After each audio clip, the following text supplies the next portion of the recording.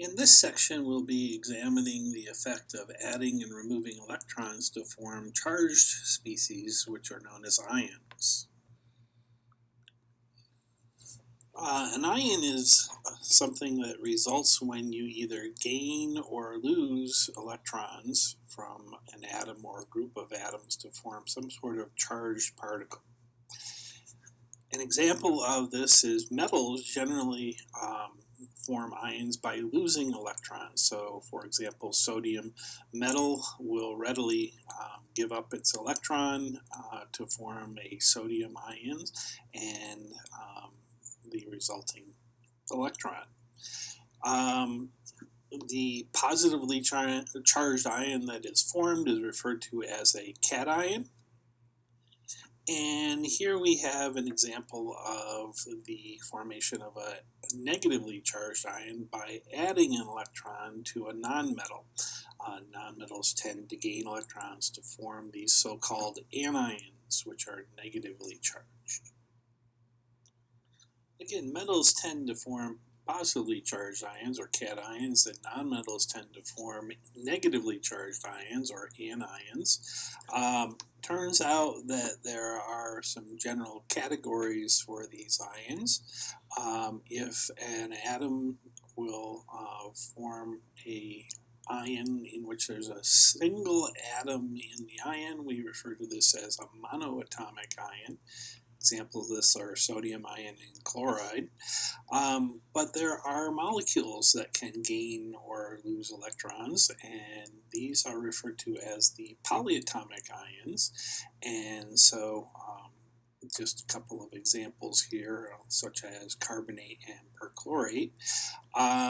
It is also then possible for an atom to lose a varying number of electrons and form more than one possible ion. So a classic example of that is iron, which forms both a 2+ ion and a 3+ ion, commonly known as ferrous and ferric ion. At this point, we want to consider the electron configurations for these ions.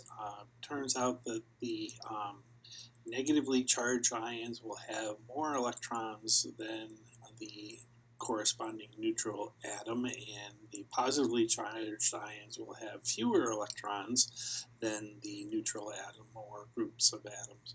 So we need to take that into account. For example, if we have a selenium atom that is not charged, the atomic number is 34. If we follow the Aufbau principle, we would have the electron configuration that you see here in blue. If you total together all the superscripts, you should get 34. However, in the case of the valence, remember that we have the pseudo-closed shell situation for selenium because the 3d orbitals are completely filled. So it turns out that the valence is in the 4s and 4p, and we need to account for that. Turns out then that we can write our shorthand electron configuration by replacing the core with the argon in brackets, and so this is the standard way of writing our shorthand electron configuration for that atom. Turns out that if we add electrons to selenium, selenium is a nonmetal, so it tends to gain electrons. If you take a quick look at the periodic table, you'll see that if you add 2 electrons, that would result in an electron configuration which is the same as a noble gas. And so in this case, we would be adding the electrons to the 4p orbitals to complete the shell. So you end up with the electron configuration as you see here. This could also then be written as the shorthand abbreviation. As an example of an ion that is formed by a metal, which will tend to lose electrons to form positively charged ions, the number of electrons that are lost correspond to the charge of the monoatomic ion. So, in this case, we have a cobalt atom. Cobalt is atomic number 27. The complete electron configuration is shown here in blue. So in this case, we have 7 electrons in the 3D orbital. The valence, in this case, since the Ds are not completely filled, the valence includes both the 3D and the 4s electrons. The core, which you see in blue, is the number of electrons corresponding to argon. So we can write our shorthand approximation of the electron configuration. And so in this case, if we were to lose initially the s electrons and one of the d electrons, because we have to lose a total of 3 electrons to form a 3+ ion for cobalt, which is a very stable cation for cobalt. There actually is a 2+ ion as well. But in this particular case, this would result in our electron configurations of argon 3d6.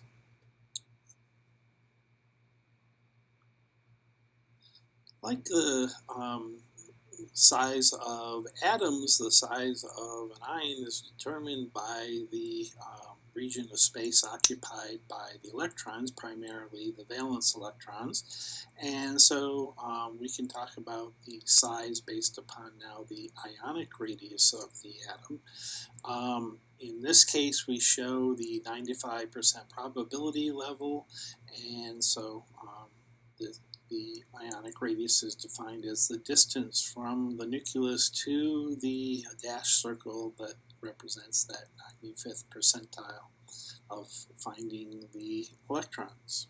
So the so-called ionic radius. Like the size of atoms, the size of ions have a periodic trend associated with them, and so we would like to know a little bit about that based upon the periodic table. The size of an atom will generally increase from right to left, and the size of atoms will increase from top to bottom within a group. The cations are generally smaller than the corresponding neutral atoms, and so that means that they are generally smaller than their corresponding neutral atom. Anions tend to be larger than the corresponding atom because of the increase in the repulsion of the electrons from each other. The cations tend to get smaller because the remaining electrons are more easily attracted to the nucleus, and there are less of these electron-electron repulsions. An isoelectronic series is a group of atoms or ions that have exactly the same electron configuration. So, shown here is an example of comparing the nitrogen atom to the nitride ion, N3-, oxygen to the oxide ion, and fluorine to the fluoride ion. In each case, you'll notice that the anion is got enough electrons to completely fill the second shell and form a noble gas electron configuration. So they all have the same electron configuration as neon. So N3-, O2-, and F-, along with neon, form an isoelectronic series.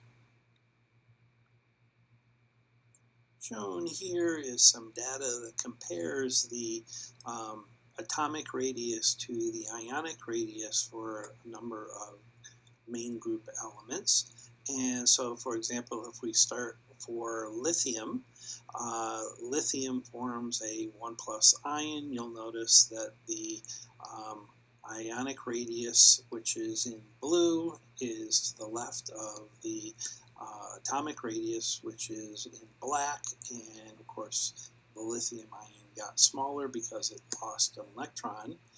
If we compare the atomic radii to each other as we go from lithium, beryllium, boron, oxygen, and fluorine, you see the expected trend in decreasing atomic size as a result of the increase in the effective nuclear charge.